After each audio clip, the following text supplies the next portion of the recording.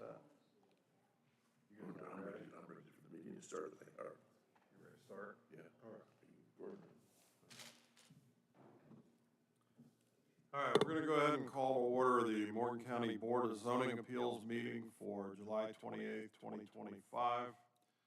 We do have a quorum this evening with 3 members present, Mr. Maxwell absent, and we still have an opening for 1 member. Is that correct?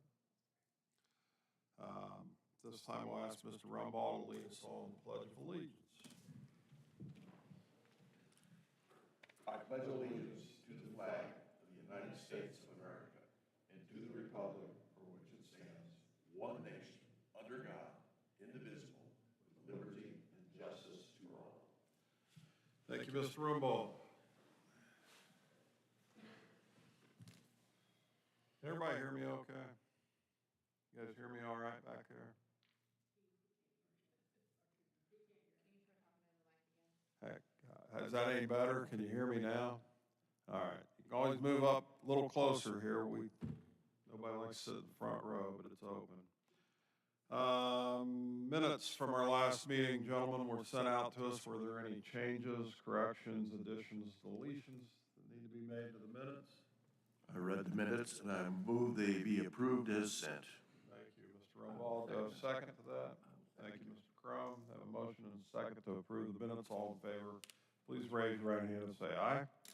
Aye. They are approved.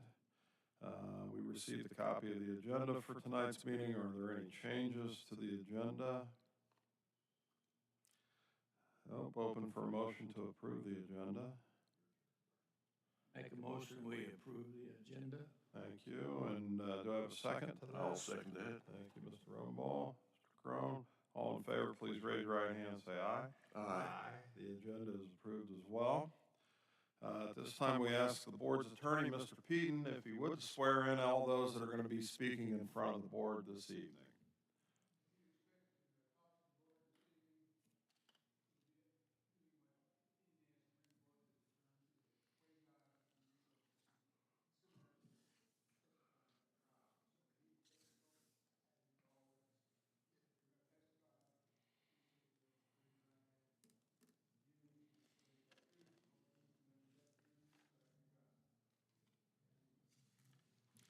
Thank you, Mr. Peden. First item on the agenda this evening is under old business. It's petition U-24-02. It is for a progress report on installation of screening that was required as a condition of the use variance approved for G. Curtis Properties LLC on May 29th, 2024. This is for property located at 9680 North Little Point Road in Adams Township and is zoned B3. For this application, wait, anybody signed up to speak? Or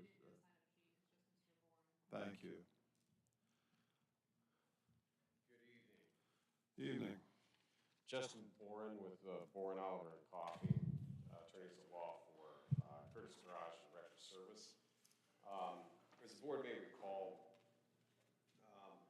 the condition was that there be a concrete block built around perimeter with the property.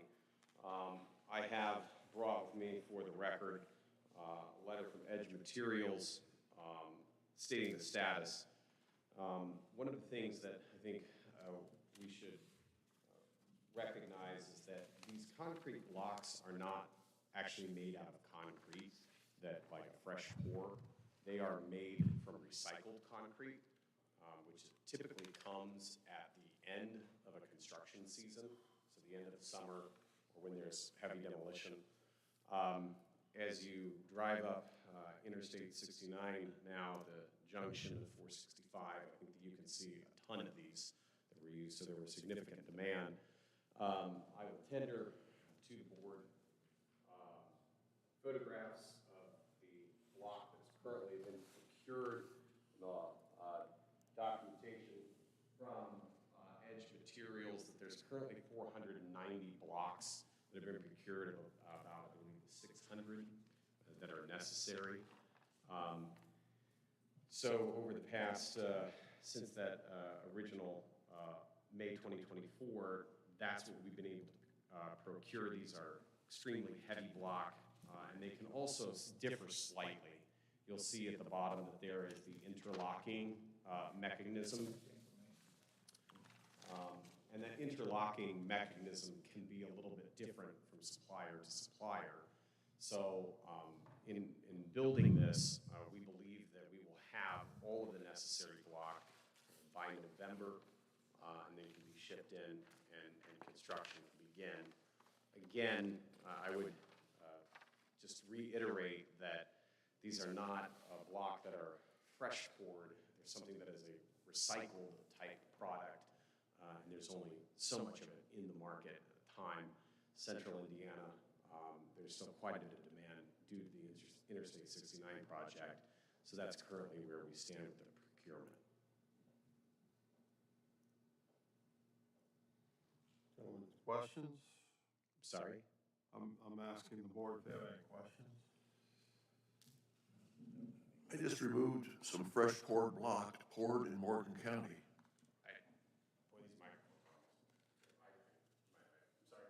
I said I just removed and set up a whole series of block for the Morgan County Public Library that were just poured.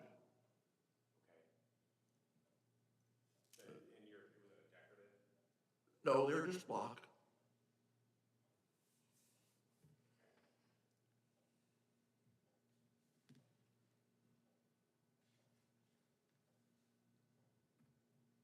You go to the public library, you'll see them all along one wall. Is that a question? No, that's just a statement on what you said about these being recycled, because what they're doing is they're pouring the country they didn't get out of the truck into these molds. Yeah. What I'm going to say is that I am not an expert on the block. I am told. I'm informing the board of the procurement, and that I am sure that there are a whole host of sort of types Of the blocks you have, any of those been installed? Are you going to give me the floor or not? I asked a question because you seem to be rambling, in my opinion. Now, have the blocks been placed that you have now, the 400 plus? So the blocks are currently procured in Cloverdale. However, as far as moving all of those blocks in a time, we're going to need to start construction, and the idea would be on economies of scale that you do it all at once. They don't have sufficient block. In speaking with the distributor, one of the reasons that we brought a photograph is that there are different interlocking systems for the block. Now, I would remind the board that the board came up with this solution and said, okay, this is what we want. Then it's incumbent on my client to figure out, okay, this is the parameter set by the board. How do we go about doing it?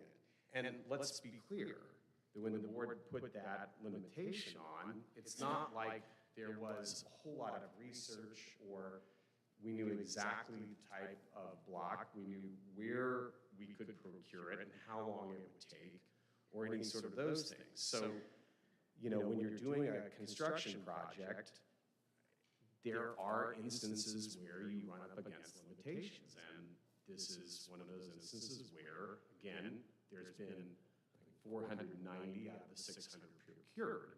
But right now, what we're waiting for is recycled concrete to become available, and the materials distributor has said that we should have those in November. Once we have all of those, I do think that that will come together quite quickly. My client suggested that, well, is that something that we could say that we would have done by the first of the year?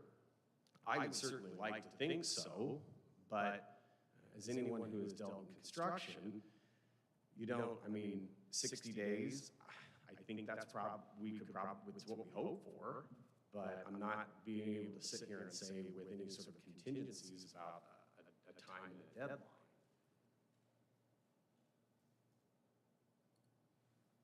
So I have a question for you, Mr. Bourne. I'm reading the minutes from our meeting back then. Have you had a chance to read those? I did have a chance to briefly review them. So I'm going to read this paragraph here. It says, Chair Chaplow read the petitioner's request to amend the prior use variance approved in October of 2022. Attorney Justin Bourne indicated he was stepping in for Dale Coffey as representation for the Curtis Properties request. Mr. Bourne summarized his client's previous use approval for the towing and salvage business, which included screening the fence around portions of the perimeter. At that time, the petitioner did not follow through with the state for the salvage license, but now wishes to pursue it. Mr. Borden stated that instead of installing the 8-foot fence with mesh, his client would like to use the large precast concrete blocks stacked up to form a wall, and noted they would be similar to those just outside the door of this building. Mr. Bourne said the area gets a lot of wind and the mesh would have to be replaced all the time, but with the stacked block, that would not be an issue. Mr. Bourne said that his client would also like to reduce the distance he is required to screen because one portion is already screened by a 6-foot fence and a storage building. Beyond that, the only thing visible in the area is where workers park their cars. Mr. Rumbaugh asked about the height of the precast blocks. Mr. Bourne stated it depends on which one he uses, but can stack 2 or 3 high. If they stack 2 high, it'd be around 7 feet. 3 high, it would be 9 feet. Member Rumbaugh stated he believes it should be a minimum of 8 feet, just like the fence requirement. Member Maxwell asked if they could have the blocks in place within 12 months. Mr. Bourne said they will have it completed within 12 months. So I would, well, one thing is that, let me be clear, because, you know, I just got done pro-temming today, and we do a record a little bit differently. We don't do it by summary, and I think that there's a bit of that summary that needs to be explained.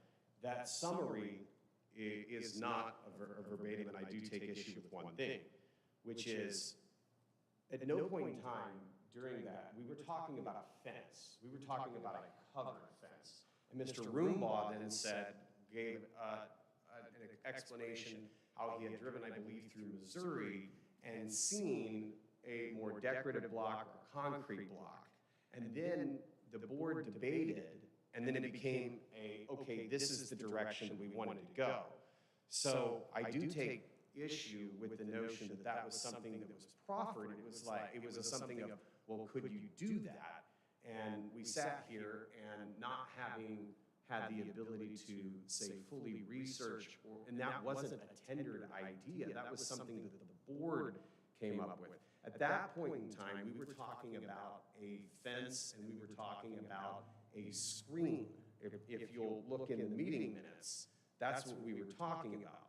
Now, there was a discussion between the board, and then there was a question about it. Well, I mean, one of the issues is that, yeah, we thought we could do it in 12 months. We thought that the availability would be there. However, I mean, Mr. Rumbaugh talks here about concrete block for the library. Okay, how many blocks are we talking? Significantly less than 600 blocks. So the ability to procure it, and then also the ability to procure uniform block that's made that we know that is going to be able to be interlocked using the same system and the like. That's been more of a challenge in this case. And like I said, I mean, is there the ability to go and purchase block that is made with, say, new concrete? Yes, there is. It's incredibly expensive. But if you're going to do something with it that is very decorative, or you want, say, a custom build, then yes, that's going to be something that is maybe more appropriate. But in this type of blocking, and in most type, it is something that is made out of a recycled product. So anytime you're dealing with a recycled product, you've got two things. There's the issue of supply and demand. And so what I'm saying is, we're dealing here more with the supply side issue. On kind of the flip side is, just take a drive up to 69 and 465. I mean, they have built, there's block everywhere there to hold back retaining walls. So there's been a significant increase in the demand for that type block here in central Indiana. Thank you. Mrs. Parker, I have a question for you. The meeting that we had back on May 29th of 2024, do we have a recording of that meeting?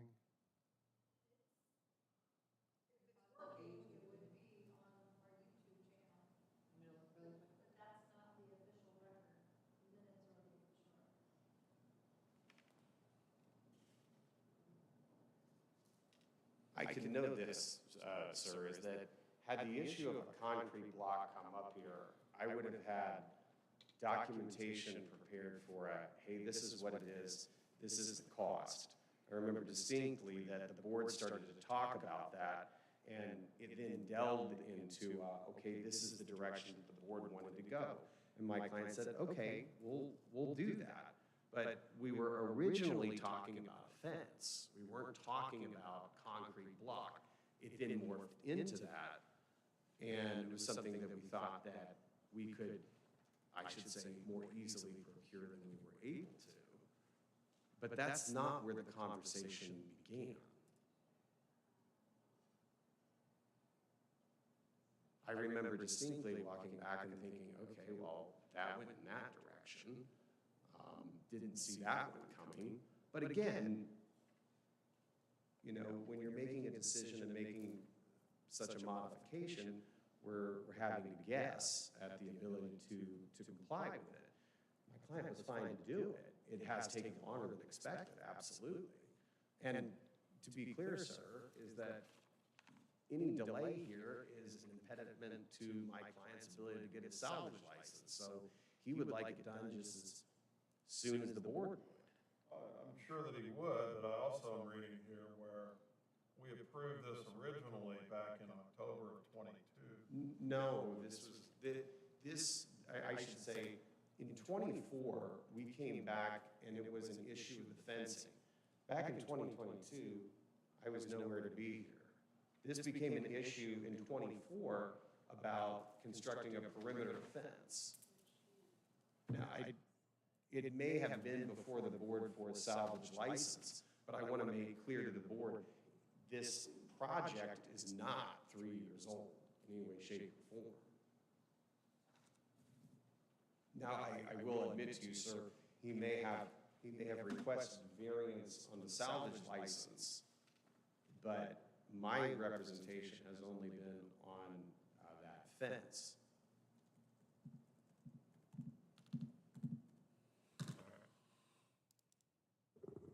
I've got an advantage over you, I've done this. I'm sorry? I've got an advantage over you, I've done this. Fencing. It's pretty obvious to me that a chain link fence would have been a heck of a lot cheaper. Even if it was wind damage, and yet I have not seen much wind damage on the proper stuff put in. Real cheap, yes, it will blow a little bit. You indicate here on your edge materials that there are practically 490 blocks, but not in your possession. Is that true? It is correct that they are at the yard. At the yard. Yes, because, I mean, one of the issues would be is that when they're transported to my client's place of business, is that there's an issue of, okay, storage, installation, making the groundwork ready. I'm sure that, I mean, if you've done this type of work, I'm sure that you're aware that you start doing any sort of earth moving and the like, you would prefer to have all of the block, just like you'd like to have all the brick to build a house, be there readily available so that you can hold back any sort of dirt or earth moving. So, no, they are not currently at my client's place of business. Well, it says here that as of 7/28, by November, you'll have 110 more. And I believe that that is largely based on the expectation that during the summer construction season, as they tear up concrete on roadways and they do demolitions, I mean, obviously that increases throughout the summer. It decreases in the winter, and that's their projection based upon the concrete coming in.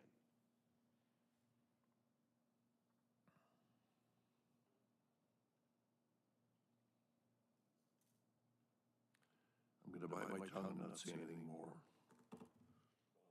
All right, thank you. I'm going to get Ms. Parker to come up to the podium, please.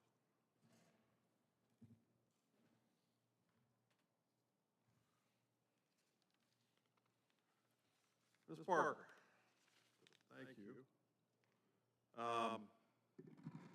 So we have a disagreement over the minutes. Truly representing what Mr. Bourne presented to us back in May of 2024. And I'd really like to not do anything on this tonight. This is my personal thought on it, not to do anything on this tonight. See if we can get a recording of those minutes and listen to it and see what was represented to us back on May the 29th of 2024. Is that possible? If the recording was working, yes. Okay. But if I could elaborate, at your October meeting in 2022, the use variance was requested and the fence was a condition of that approval. So that's what was approved. Everybody left that night happy. And then in May of 2024, the petitioner asked to come back and amend that condition for the fence to be an 8-foot screen fence, or 6 foot, I guess it was, to this other alternative. So I realized Mr. Bourne wasn't there for the October representation, but that is represented in the minutes. And, I take great pride in having accurate minutes. I've been doing this for 25 years. So while I understand he may not have been there for all of the discussion, I think it's accurately reflected in the record. But we'll do whatever you want to do. I realize we're missing a member and maybe we need additional clarification, or the petitioner might need some more time, but this was not a public hearing, it was just a progress report. So if you want to make decisions on any changes to the request, then we'll need to re-advertise it as a public hearing and take the more formal route rather than just an update. And they may want to do that. All right. Okay. All right.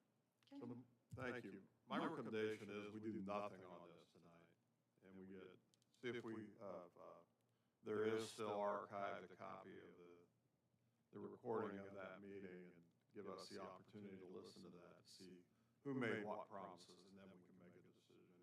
And my thought is we make a decision after we listen to that, if something's available. If not, we'll come back to it. In the last meeting we had last year, Get on your mic there for me. in the meeting last year, I think the big problem was getting that much concrete stuff made. Because there's been a big demand on it. I don't know if that's. I don't remember that ever coming up, and looking at the minutes, it seems like getting it done in 12 months wouldn't be a problem. That was May, we went through a winter where there's more concrete available. This has been dragging on for a long time. I'd like to make sure that we have a very clear understanding of what the applicant is promising and what they've actually done on that. So, any other thoughts, gentlemen? I'd just like to see it solved. And, we don't tell them what they have to put up. They picked it. They had that opportunity. But I'll agree to wait till next month if necessary. Do we have anything on the agenda for next month? Or okay, all right. All right, then I make the motion that on the update on U-24-02, we have the applicant for Curtis Properties and Mr. Bourne as his representation come back at that time, and in the meantime, we get with Ms. Parker and see if we can't find a voice recording of that meeting in the archives and be able to see who was actually making what suggestions, what promises. That's my motion. Open for a second. I'll second it. Thank you. All in favor, please raise your right hand and say aye. Aye. Continue until next month. Thank you. All right. Our next item on the agenda this evening is under new business, it's public hearing for use variance petition U-25-02. Ray Ann Ratcliffe, on behalf of the Neal Family Revocable Living Trust, is requesting a use variance to allow two primary residences on one parcel. The property is located at 463 and 465 Old Moore Road in Green Township and is zoned for ag. And for this application this evening, I have Mike Ratcliffe signed up in support, and no one else signed up in opposition or as an interested party. So Mike, can you hear me okay? All right. Here's what I'd like you to do. Come up to the podium, speak into the microphone, start out by giving us your name and your address for the record. Tell us why you're asking for this this variance, use variance, and why we should approve it. Okay. All right? Thank you. Michael J. Ratcliffe, 463 Old Moore Road.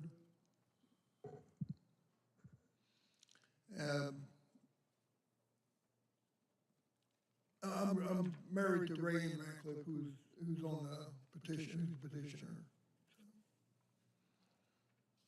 Okay, so are you speaking on behalf of Ray this evening? Pardon me? Are you speaking? Yes, I am speaking on behalf of Ray Ann. Okay, Yes. all right. So Ray didn't sign up to speak. Do we need to have Ray signed up to speak? Right. Do we need to have her sign up to speak? No, I can speak. Okay, and Ray, you're okay with him speaking for you? Okay, all right. Go ahead, tell us what you want to do and why we should approve it. Okay, well, there's two primary residences on that property. It's been there, one was there in 1991, the other one was put in 1998. And the one that was put in 1998 needs to be taken out and a new one brought in. It's gone down to the, years of use, so we're wanting to remove that and bring in a new home, put it on the same place. We live in one of the residences, the one that's put in 1998, the one in 1991. It's my in-laws, which is Ray Ann's mom, and her brother and his granddaughter lives in that residence, and we live in the other one.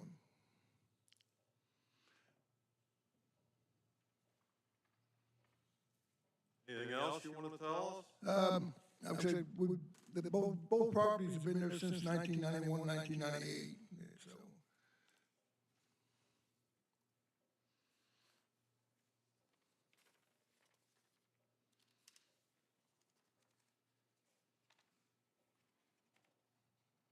So you're wanting to you're going to replace the mobile home that the mother is living in? No, the one that we're living in. The one that you're living in? Yes. You're going to replace that with a new one? Yes, yes. And what do you do with the old one? We'll bring in dumpsters, demolish it, and have it taken away.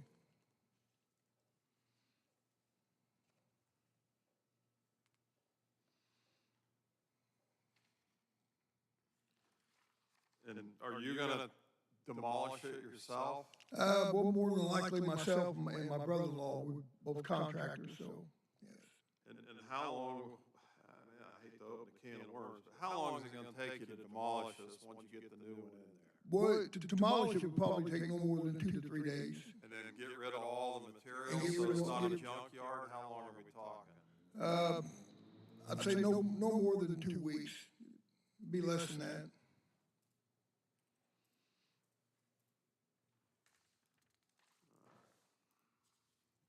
Gentlemen, questions for the applicant? Have none.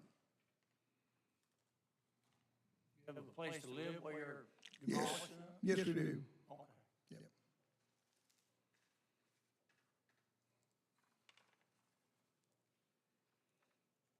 Guess the only question is, was it 950 square feet that we have to have in a new house?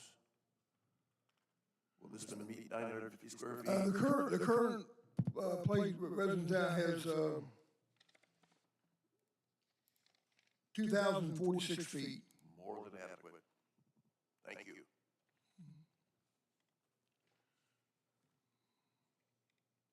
Any other questions, gentlemen? I have none. No? Thank you very much. Thank you. All right, we have no one else signed up to speak on behalf of or in opposition to or as an interested party on this application, so we have in front of us a petition for a use variance. Under the description of the request, the applicant has written, we currently have 2 homes on our property. We live in the house up front. And then in parentheses, 465, and my mother, brother, and his granddaughter live in the other house, 463 in parentheses. She wants to remove the existing manufactured home and replace it with the new one about the same size. Because the 2 homes are sitting on one parcel, our grandfather, we can't replace her old house unless we get a use variance to keep both homes. And under the findings of facts, under 2.1, the applicant has written, the approval will not be injurious to the public health, safety, morals, or general welfare of the community because there is a house there now that we would be replacing with the new one.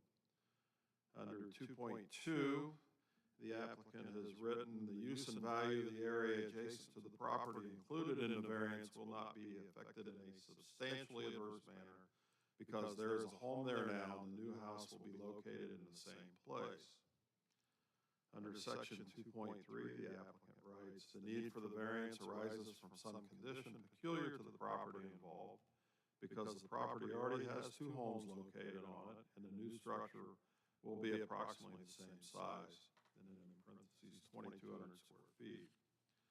Under 2.4, the applicant writes, strict application of the terms of the zoning ordinance will constitute an unnecessary hardship if applied to the property for which a variance is sought because the structure that she wants to replace has been in that location for several decades, and the back of the property is very wooded and slopes toward a ravine, making it difficult to relocate the home anywhere else. And then lastly, under 2.5, the applicant has written, the approval does not interfere substantially with the comprehensive plan. This is true because we're just replacing one residential house with a new one.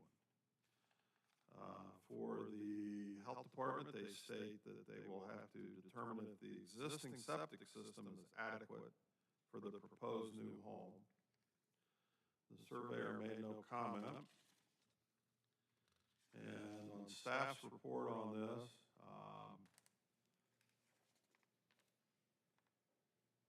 they are recommending that they support the petitioner's request for the use variance. And they noted here that this kind of hit in when we had zoning was abolished, zoning was reestablished, and it makes them non-conformant now under the new zoning codes. So, gentlemen, we're open for discussion on this application. Nothing but an improvement.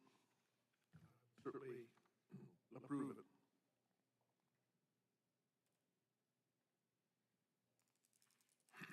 Crone, any comments on this one? Any discussion? I think we can use the septic and the well and all that stuff is gonna be all right, so. Be a lot nicer home, I'd say, than a trailer. My opinion.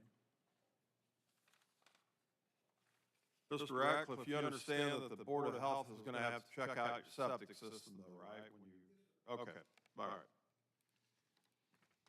All right, any other discussion, gentlemen? Open for motion. Move to approve petition U-25-02.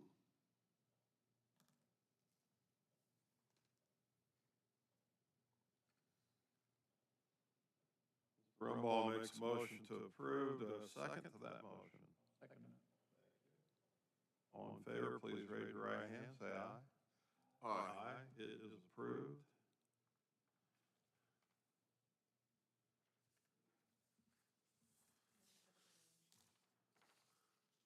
Thank you. Thank you.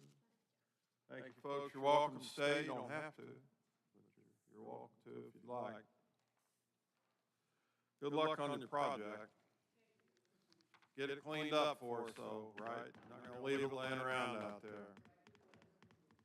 All right. Stay on it, Mr. Ratcliffe. All right. Next thing on the agenda this evening is public hearing for a development standard petition, D-25-14. Michael Reese, Jr. is requesting a development standard variance to allow construction of an accessory garage with a reduced side yard setback of approximately 5 feet. The property is located at 4577 East Dayhoff Road in Brown Township and is zoned for ag. And for this application this evening, I have Mike Reese signed up to speak in support of and as the applicant, and I have no one else signed up in opposition or as an interested party. Mr. Reese, if you come forward, tell us your name and your address to start, and then tell the board what you're wanting to do and why we should approve your request, please. My name is Michael Lee Reese, Jr. I live at 4577 East Dayhoff Road in Mooresville.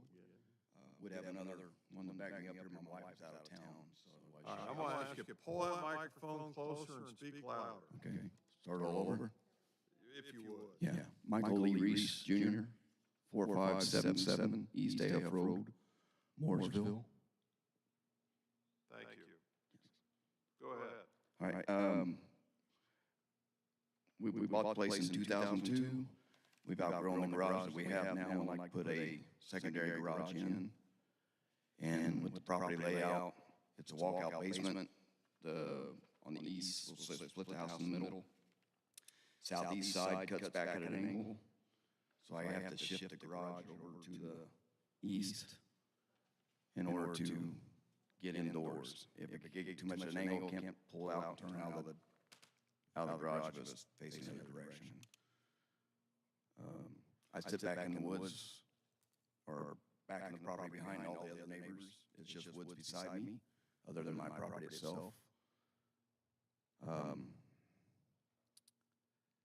Property and in front of the property, we have a septic system, sprinkler systems all in the front, and it slopes from the front of the house towards the woods in the north. And it also slopes to the west, slopes westward and southward. And you can't get to the back and the lower part of it from the walkout basement around that area without having to drive over your septic system. So I just prefer to put it in the drive if possible. Thank you. Anything else you'd like to tell us?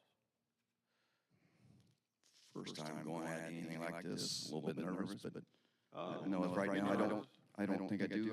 There are the picture in there with the garage. You can kind of show where the offset sits, where the garage sits in, and can you get the two doors? I've scaled it back from 3 doors to 2 doors and turned the garage longer instead of wider to try to fit in. Gentlemen, questions for the applicant? I do. I have none. Mr. Reese, let's see here. You've lived there since 2002, staff notes in their report. Correct, Is that yes, correct? that is correct. Who lives next to where the garage is going to be? Stephen and Kevin, oh my gosh, now I'm stumped. I forgot their last names.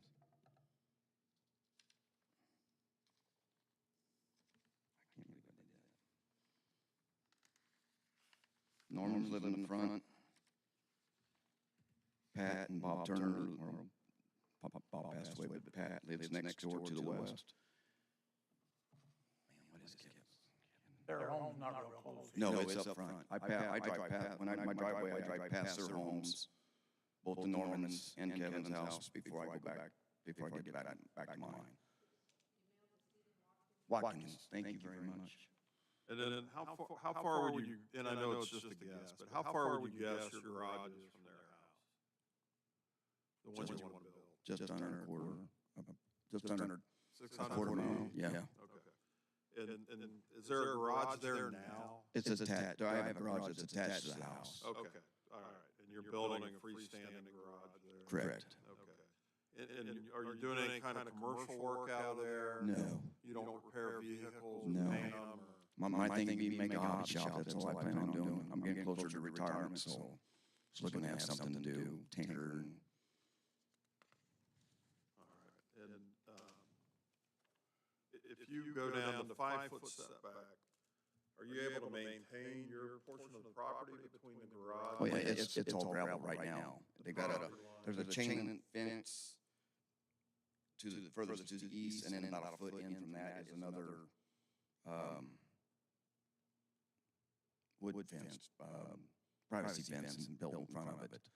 I guess the neighbors beforehand had issues. There was a little clash between the two when, I think earlier, at least that's what I've been told by Kevin. As that fence gets older, we'll just take it down. I've already taken down portions of the fence that ran, chain link that runs all the way up the driveway to the east side. Allows the deer and stuff to roam a little better. And how big is the garage gonna be? 40-48. I'm sorry? 40 by 48. 40 by 48? Yeah. Gentlemen, any questions? None. Brown? Meaning your fence and, the garage, you can weed eat or mow Yes. your property? Yes.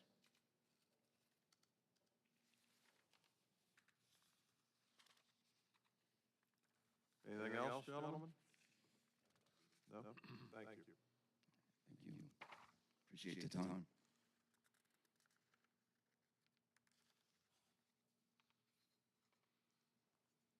All right.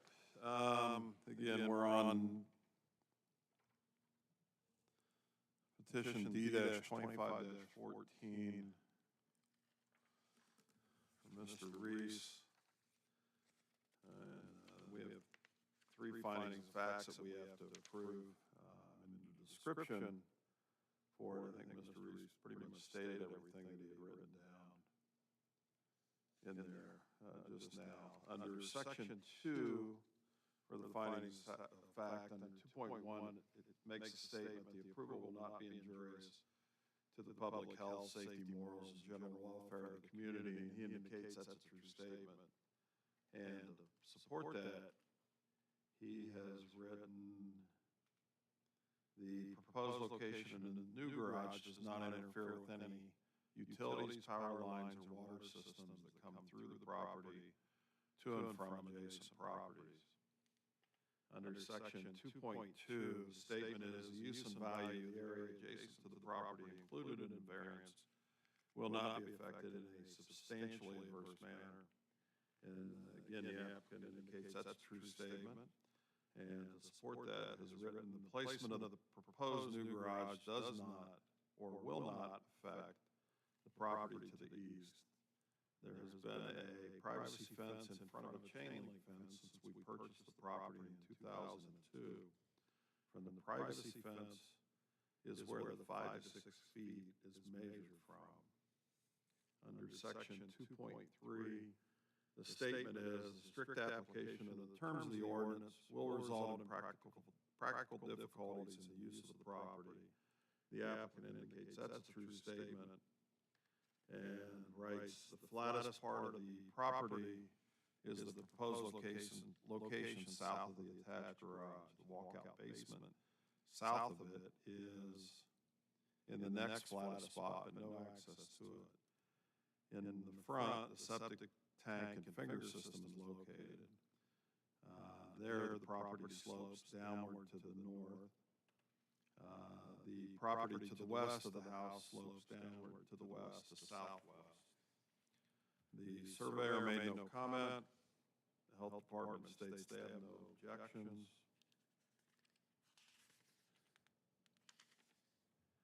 And staff notes that they think 5 feet is acceptable, and note that the nearest neighbor's house is nearly 600 feet away. And again, talks about the difficulties with the topography, and for these reasons, Staff supports the petitioner's request to reduce the side setback to 5 feet. Gentlemen, open for discussion on this application. If you look at the topo map, it drops pretty steep, southwest corner of the building, and it does not indicate that that's an elevation. Sounds perfectly logical to me. Brown? Make a motion, we accept it. No, I agree with Mr. Rumbaugh. I think looking at it, it doesn't seem like it's gonna do any harm to anybody with your neighbor being so far away and, all that. I didn't ask you, and I know you're not up to the microphone. Are you building this yourself? Okay, so the applicant states there he's not building it himself. All right, Mr. Cronin, open for a motion. I make a motion, we accept petition D-25-14 on the variance of 5-foot setback. Thank you. So I have a motion to approve. Do I have a second to that motion? I'll second that motion. Motion and a second. All in favor, please raise your right hand, say aye. Aye. It is approved. Thank you very much. Good luck.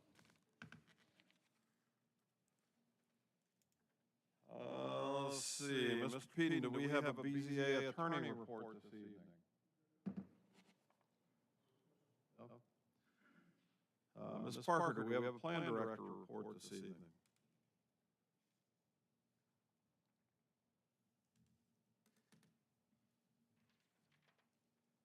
I hope you all had an opportunity to see the little handout I put in your packets regarding the information. If you look on the back side of your agenda, that's where we list it now, and we also have it on our website. But I just wanted to emphasize, it doesn't include your mailing address or your email or your phone numbers. It's simply your name and your term limits. So for some reason, that came up as something that got approved this past legislative session. But We come in, will we have to sign in then? no. Nope. We just have to display it for the public according to the new law. So just wanted to let you know that. And then I was going to let you know we'll be coming in the new doors next time, but they moved it up and we did this time. So hope you all enjoyed that. Any luck on a new board member? No? Okay. All right. Haven't heard from any individuals. Okay. Recommended. Yeah. All right. There's only so much arm He's twisting. free to go, that guy back there. Oh, absolutely. Yeah, you can hang around if you'd like. We're still doing our meeting, or you can leave. But that's all I had, unless you had questions for me. Any questions for Ms. Parker? No. All right, thank you. Roller skate in the hall? I'd like to see you try. Said no, you didn't have any questions, then you asked one. All right, gentlemen, any other business to be conducted this evening? No. All right, looks like we have a meeting on August 25th. Ms. Parker indicated we do have something on the agenda, at least one thing, and then we're going to come back with G. Curtis Properties LLC. Otherwise, open for a motion to adjourn. Thank you. Mr. Rumbaugh, you second that? Absolutely. Thank you. All in favor, please raise your right hand and say aye. Aye. We are adjourned.